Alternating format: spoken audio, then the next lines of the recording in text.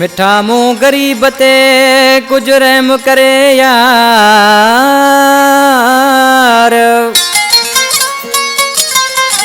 ओ मिठा मुँह गरीब ते कुछ रहम करे यार। मां तो जो आया यार गुलजार ही सोलंगी चवे। फरमाइशा टंडो सैद खान खां नवीद बारच जेको मुराद शाह फ़कीर अल्लाह बचायो सोलंगी जो प्यारो दोस्त आहे। मिठू माछी स्टूडियो में गॾु वेठो आहे, हिन जी ख़ासि फरमाइश आहे। ॿिया सभु दोस्त आशिक़ माण्हू ॾिसी ऐं छापियो असां निज़ाकत भैंसरी वारा असां अरशद बेंजियारा।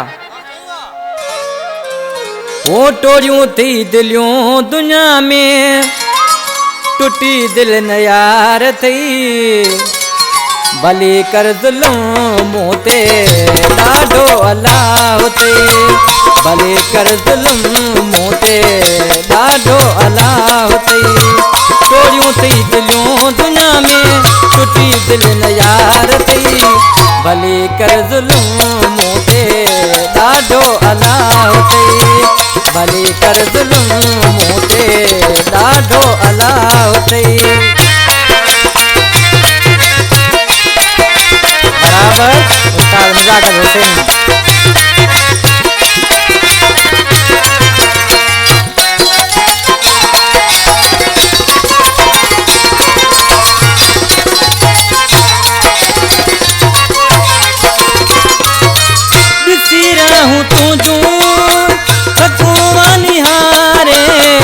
एड़ो हादसो तोखे रब ॾेखारे।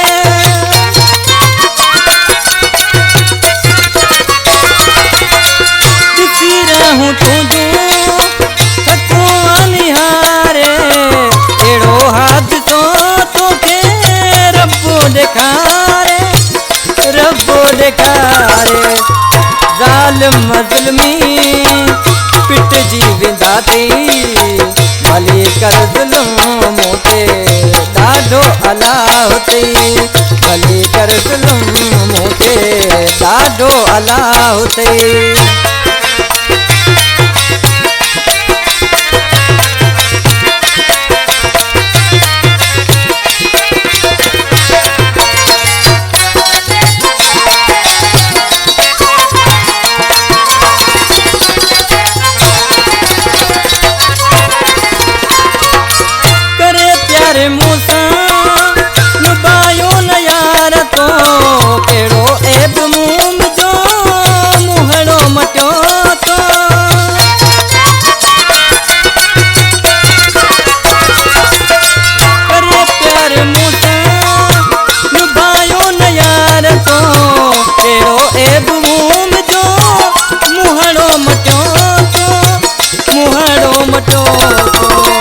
असल काम आया तुझो साथी। भली कर ज़ुल्म ते ॾाढो अलाह ते। भली कर ज़ुल्म ते ॾाढो अलाह ते।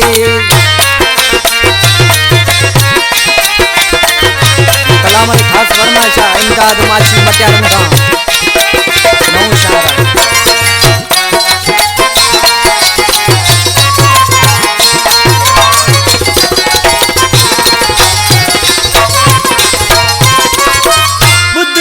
बताए दी हालू हकीकत खुदा न करे ई का मुसीबत।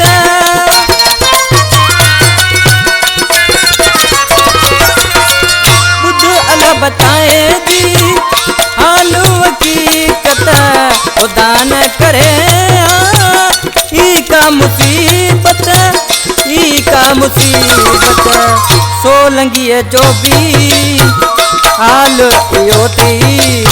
भली कर ज़ुल्म ते ॾाढो अलाह ते। भली कर ज़ुल्म ते ॾाढो अलाह ते।